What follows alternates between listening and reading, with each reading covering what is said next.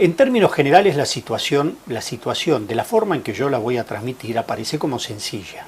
Si es una cañería troncal de la cual cualquier arquitecto viendo el plano de obra advierte dónde está la cañería troncal, si la pérdida está en la cañería troncal y afecta a unidades privativas, no cabe ninguna duda que la responsabilidad es del consorcio de propietarios porque es el guardián y quien debe cuidar que esa cañería troncal se mantenga en buen estado. A veces no es sencillo determinar el origen, porque lo que yo siempre remarco en estas hipótesis de filtraciones de agua y humedad, siempre remarco lo mismo. Lo que hay que ver es cuál es la causa que genera esa filtración. Por ejemplo, yo puedo tener un extenso balcón terraza de mi propiedad, que puede estar afectando el departamento de abajo cada vez que se producen lluvias o cada vez que se lava ese balcón, ¿no es cierto? Pero no importa si el balcón es propio o es común. Lo que importa analizar, y esto lo determina prima facie un arquitecto, es cuál es la causa.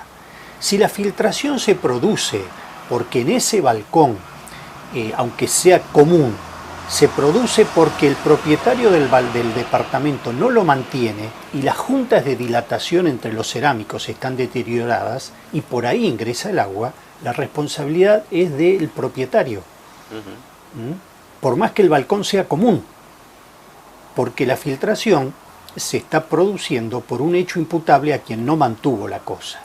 Por otro lado, si este balcón, extenso balcón terraza, es de mi propiedad y se producen filtraciones al piso inferior, cuando hablamos de piso inferior hablamos que hay filtraciones que pasan 6 o 7 pisos, para dar una idea de la dimensión de lo que estamos hablando, toda una cascada.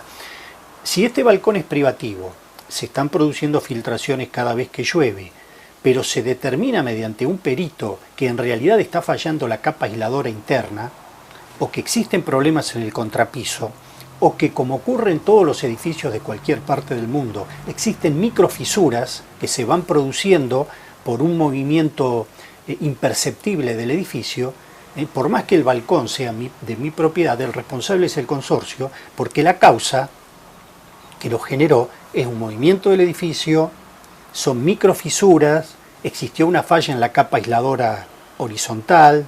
Entonces, esto es importante tenerlo en cuenta. Nosotros, en nuestra tarea profesional, antes de embarcarnos en ningún tipo de reclamos, hacemos dos cosas.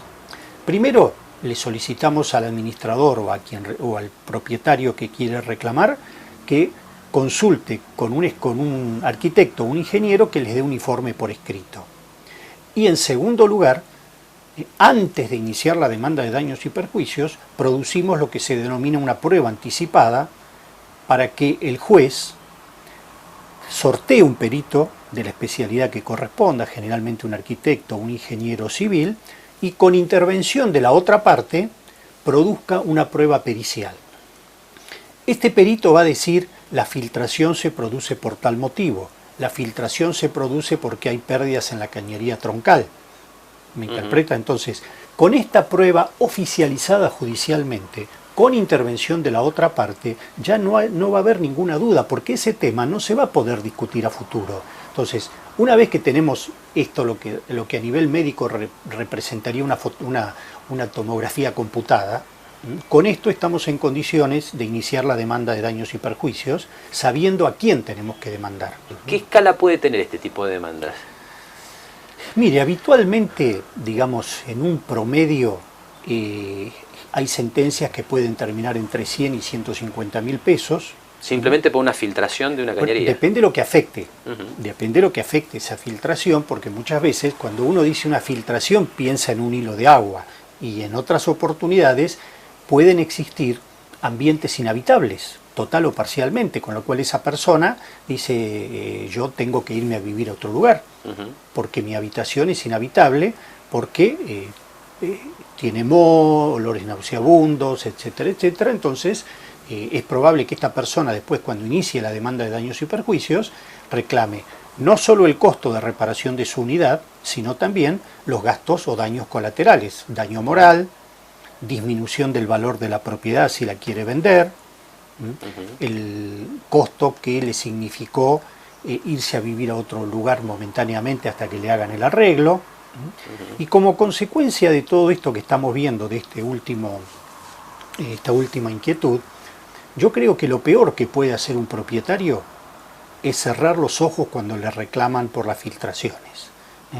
Muchas personas propietarias se niegan a sí mismos a la posibilidad de que sean ellos los generadores del daño, que por supuesto va a significar que tengan que romper una hilera de mosaicos para detectar si existe pérdida o no.